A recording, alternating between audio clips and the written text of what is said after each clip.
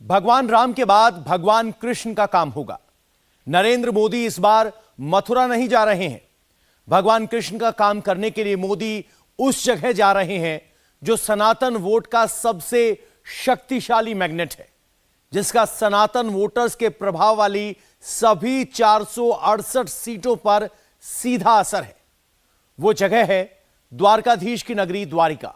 और वहां ऐसा क्या हुआ है? कहा तो यह जा रहा है कि द्वारका में ऐसा कुछ हुआ है जो सनातन वोट का मीटर हाई कर देगा। रिपोर्ट गौर से देखिए। राम काज तो हो गया, अब कृष्ण की खातिर मन बेचैन है। काशी भी सजाई है, महाकाल भी सजाया है, अब कान्हा का घर सजाएंगे। मथुरा भी आएंगे, द्वारिका भी जाएंगे।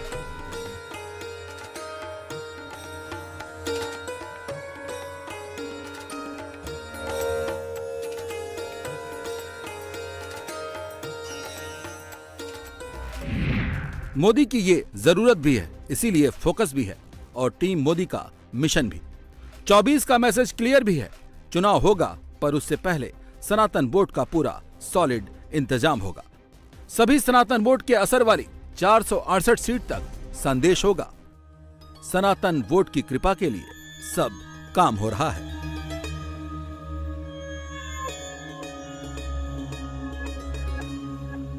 सनातन वोट का अगला बड़ा सेंटर द्वारिका में तैयार हो रहा, वैसे ही जैसे अयोध्या, काशी, उज्जैन बनकर तैयार है।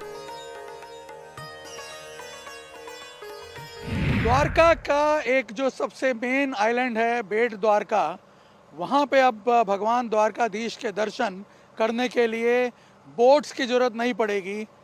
अब आप देख सकते हैं ये सुपर स्ट्रक्चर जो है सिग्नेचर ब्रिज का, ये बन करके तैयार है। 2.3 किलोमीटर लंबा ये सिग्नेचर ब्रिज जो है ये बन करके तैयार है। और यहाँ आप देखिए जिस तरह से पहले बोट के ज़रिए जाना पड़ता था यहाँ पे लोगों को दर्शन करने के लिए, वो अब ज़रूरत नहीं पड़ेगी, क्योंकि अब आप सिर्फ 5 मिनट के भीतर ही भीतर ओखा के इस तट से सीधा बेट द्वारका पहुँच सकते हैं भगवान द्वारकाधीश के दर्शनों के लिए।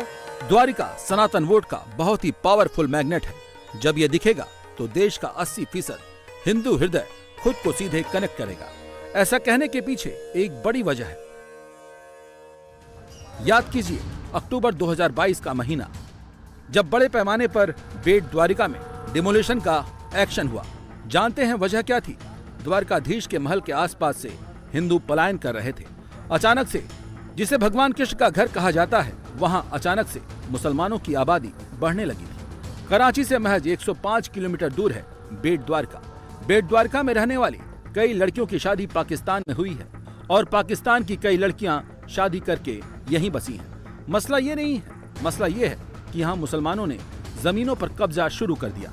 मज़ारें बना दी, दरगाह बना दिए गए। करीब 1 लाख वर्ग फीट सरकारी जमीन पर कब्जा कर लिया गया। 7 मज़ारें समेत 100 से ज्यादा अतिक्रमण हटाए गए।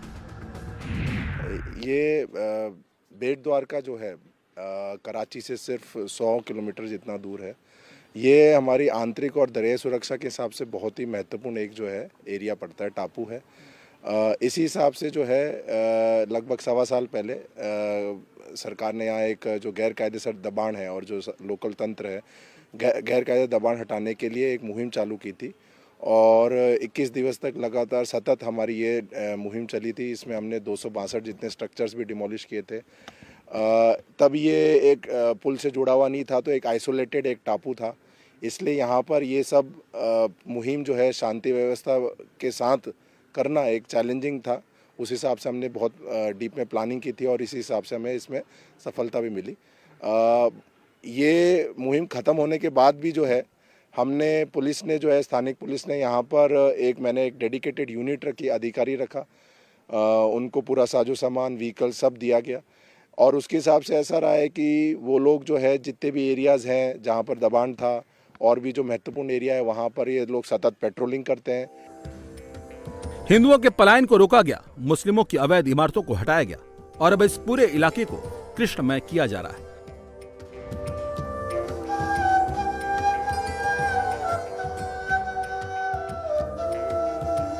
द्वारका और बेट द्वारका के 40 वर्ग किलोमीटर के पूरे इलाके को नई पहचान दी जाने वाली है और इसके पीछे पूरा विजन प्रधानमंत्री नरेंद्र मोदी का है।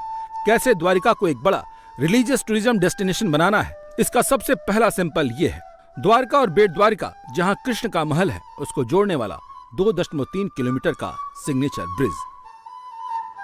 पहले तो ये ब्रिज का प्लानिंग एक नॉर्मली ब्रिज था जो ओखा से बेट द्वारका को कनेक्ट कर रहा था। यहाँ पे जो फेरी सर्विसेज चल रही है उसकी जगह पे एक व्हीकुलर ब्रिज की रिक्वायरमेंट थी काफ़ी सालों से, तो उसके ऊपर पहले प्रोजेक्ट चला था।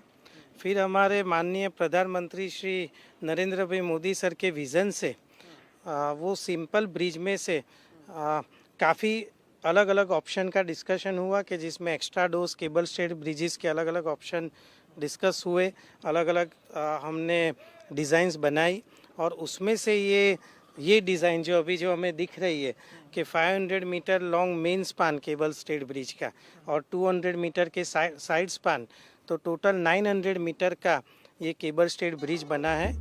जो भी सनातनी द्वारका आएगा, बेट द्वारका जाएगा, तो उसका कृष्ण के विचारों से सीधा साक्षात्कार होगा। सिग्नेचर ब्रिज भगवत गीता का वाहक बनेगा। हर 3 से 4-5 मीटर पर लगे पत्थरों पर गीता के श्लोक लिखे होंगे, जिसका अनुवाद हिंदी, अंग्रेजी और गुजराती में लिखा होगा। कृष्ण भक्ति के सिग्नेचर मार्क को रिफ्लेक्ट करते हुए जो ये ब्रिज बनाया गया है ओखा से बेट द्वारका को जोड़ने वाला, उसमें गीता के जो श्लोक लिखे हुए हैं इस तरह के बोर्ड्स पे, उसके साथ साथ विष्णु सहस्त्र स्तोत्रम भी यहाँ पे इंस्क्राइब किया हुआ है अलग अलग बोर्ड्स में, जहाँ भगवान विष्णु के 1000 नाम जो हैं वो इन बोर्ड्स पे इंस्क्राइब किए हुए हैं। सोचिए जब भक्त यहाँ आएंगे और गीता के सार के साथ साथ उन्हें भगवान विष्णु के इन 1000 नामों का जाप करने का भी मौका मिलेगा। पाथवे पर ये इस प्रकार के हर 10 मीटर पे 2 बाय 3 मीटर के ये स्टोन्स जो हैं वो लगाए गए और उस पर कृष्ण भक्ति के तमाम रस जो हैं उनको अंकित किया गया। सबसे इम्पोर्टेंट बात है, गीता का जो अध्याय है, अलग अलग अध्यायों से जो श्लोक हैं उनको यहाँ पे अंकित किया हुआ है और उसके ट्रांसलेशंस हैं वो भी 3 अलग अलग भाषाओं में आपको यहाँ देखने को मिलेंगे। जैसे कि ये विभूति योग जो है गीता, श्रीमद् गीता के 10वें अध्याय का ये पार्ट है, उसके श्लोक यहाँ पे अंकित हैं और उसके अनुवाद जो हैं वो आप देखिए गुजराती, हिंदी और इंग्लिश में यहाँ पे अंकित हैं। और जैसे जैसे आप आगे बढ़ेंगे आपको भगवत गीता के ये श्लोक जो हैं अलग अलग अध्यायों के उसकी झांकी जो है यहाँ देखने को मिलेगी। भगवत गीता का जो जीवन परिचय है उसका जो मूल है वो यहाँ पे समझने को मिलेगा। सिग्नेचर ब्रिज को मोर पंख के डिजाइन का बनाया गया है। ब्रिज के मेन पिलर पर बड़े बड़े मोर पंख बने हैं। सिग्नेचर ब्रिज पर जगह जगह कृष्ण का प्रभाव होगा, जिसमें कृष्ण भक्ति का भाव होगा। ओखा से बेट द्वारका को जोड़ने वाले इस ब्रिज का सबसे बड़ा अट्रैक्शन होगा ये जो ब्रिज के पायलॉन पे बने हुए हैं मोर पंख, जिन्हें कि भगवान कृष्ण के माथे पर सजे मोर पंख से अडॉप्ट किया गया है और यहाँ कार्व करके ब्रिज पर इंस्क्राइब किया गया और इस तरह से इसमें रंग भरे गए हैं कि दिन में भी ये अच्छी तरह से रिफ्लेक्ट हो, जो यहाँ आने वाले दर्शनार्थी हैं वो इसे देख पाएँ। और रात में इस तरह से लिटअप किया जाएगा कि जो ये मोरपंख हैं वो रात में भी दिखेंगे और एक तरह से ब्रिज का जो एक पूरा कॉन्सेप्ट है उसमें जो वैल्यू ऐड करेंगे। भगवान कृष्ण की लीलाओं को इस ब्रिज पे दर्शाते हुए इस सिग्नेचर ब्रिज का निर्माण किया गया। फेरी से बेट द्वारका जाएंगे तो दूर से सिग्नेचर ब्रिज के खंभों को बांसुरी जैसा आकार में देखेंगे। रात में ऐसी लाइटिंग की गई है जो दिन रात दोनों में रिफ्लेक्ट करेगी। रात को भी यहाँ पे लाइटिंग के प्रोविज़न किए गए हैं कि जिसमें डेकोरेटिव लाइटिंग है जो पूरे ब्रिज के ऊपर होगी, इंक्लूडिंग केबल्स को भी इल्यूमिनेट करने का प्लान किया गया है।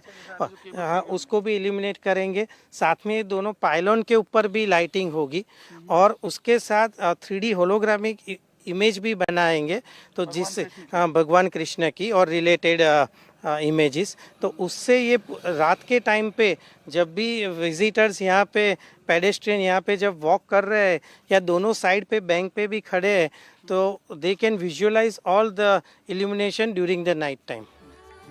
हर तरफ कन्हैया की छवि नजर आएगी। अब जब ऐसा होगा तो सनातन का माहौल भी बनेगा। तारीख तो नहीं आई है, लेकिन उम्मीद है कि प्रधानमंत्री मोदी सनातन के सिग्नेचर को इसी महीने इनॉग्रेट करेंगे।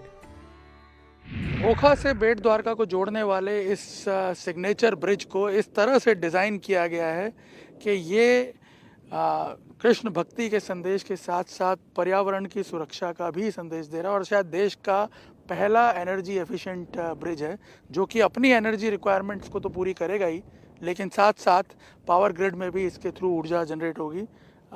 ये जो ब्रिज है इसके दोनों जो वॉकवेज बने हुए हैं उन वॉकवेज की छत पे इस तरह से सोलर पैनल्स लगे हुए हैं जिनसे करीब 1 मेगावाट एनर्जी जो है, ऊर्जा जो है वो जनरेट होगी, जिससे इस ब्रिज की जो ये स्ट्रीट लाइट्स लगी हुई हैं या जो रात में लाइटिंग होगी उसकी रिक्वायरमेंट तो पूरी होगी, ब्रिज की एनर्जी रिक्वायरमेंट, लेकिन साथ साथ पावर ग्रिड को भी ये जो ऊर्जा है वो सप्लाई करेगा। और आपको बता दें कि सबसे बड़ी बात, इस ब्रिज का जो पूरा डिज़ाइन किया गया है और जो पूरा रूट तय किया गया है, जो पूरा इसके कंस्ट्रक्शन के लिए जो साइट का सिलेक्शन किया गया, वो भी इस प्रकार से सिलेक्ट किया गया है कि यहाँ जो मरीन इकोलॉजी है उसको भी किसी प्रकार से डिस्टर्ब ना किया जाए।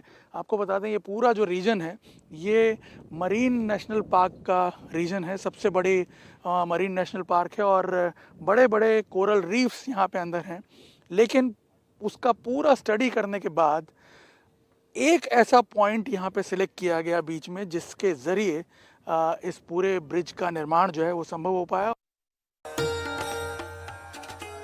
द्वारिका बेट द्वारका सज रही है, विज्ञान का साथ होगा, धर्म का काम होगा, नरेंद्र मोदी का यही तो है विजन। जब ये होगा तो संपूर्ण सनातन को भी स्वाभिमान होगा। द्वारिका वो जगह है जहां द्वारकाधीश भगवान कृष्ण का दरबार सजता था। वहां से 35 किलोमीटर दूर बेट द्वारका, जहां द्वारकाधीश सुदर्शन भगवान कृष्ण का महल है। यह हैरानी वाली बात थी कि हिंदुओं का धार्मिक स्थान, लेकिन यहाँ बढ़ गए मुसलमान। लेकिन अब अवैध लोग हटा दिए गए हैं, अतिक्रमण भी हटा दिया गया है और अब पूरे द्वारका धाम को बदलने की तैयारी है। बहुत फर्क पड़ेगा, डिमोलेशन से तो बहुत फर्क है। डिमोलेशन से तो ये लोग तो पहले बहुत ये फिशिंग का धंधा है इसलिए सारा कवर कर लिया था, अभी इसलिए अभी तो बहुत अच्छा है। डिमोलेशन के बाद में तो बहुत शांति है। हाँ, बेट द्वारका स्थित भगवान कृष्ण की ये हवेली, जो कि बताया जाता है करीब 500 साल पहले इसका निर्माण हुआ था और पौराणिक यदि कथाओं का वर्णन देखें तो बताया जाता है कि यही भगवान श्री कृष्ण का द्वारका में असली निवास भी था और इसीलिए इस मंदिर का महत्व भी है। और अब जब ये ब्रिज बन जाएगा, सिग्नेचर ब्रिज जब लोगों के लिए खुल जाएगा, तो यहाँ आने वाले जो यात्री हैं उनकी सुविधाएं भी बढ़ जाएंगी और यहाँ यात्रियों का जो इन्फ्लक्स है वो भी और ज़्यादा बढ़ जाएगा, क्योंकि अभी यहाँ आने के लिए बोट से आना पड़ता है वैसे, लेकिन पिछले 2 सालों में काफ़ी परिवर्तन यहाँ पे आना शुरू हुआ है जब से यहाँ डिमोलिशन हुआ। और डिमोलिशन के बाद जिस तरह से डेमोग्राफी यहाँ की बदलनी शुरू हुई उसका एक पॉजिटिव चेंज आया है। प्लस अब ये ब्रिज जो है बन गया है और इसके अलावा जो मास्टर प्लान बन रहा है बेट द्वारका को डेवलप करने का, उस वजह से इस ब्रिज, इस मंदिर का अट्रैक्शन जो है वो और ज़्यादा बढ़ जाएगा। लेकिन द्वारिका सजेगी कैसे, इसका भी पूरा मास्टर प्लान आ चुका है। द्वारका बेट द्वारका, मूल द्वारका जो समंदर के नीचे है, पूरे इलाके को धार्मिक पर्यटन का बड़ा केंद्र बनाया जाएगा। जमीन समंदर मिलाकर 30 किलोमीटर तक बेट द्वारका का इलाका है, जहां कोस्टल इलाकों में सनातन के प्रतीकों को डेवलप किया जाएगा।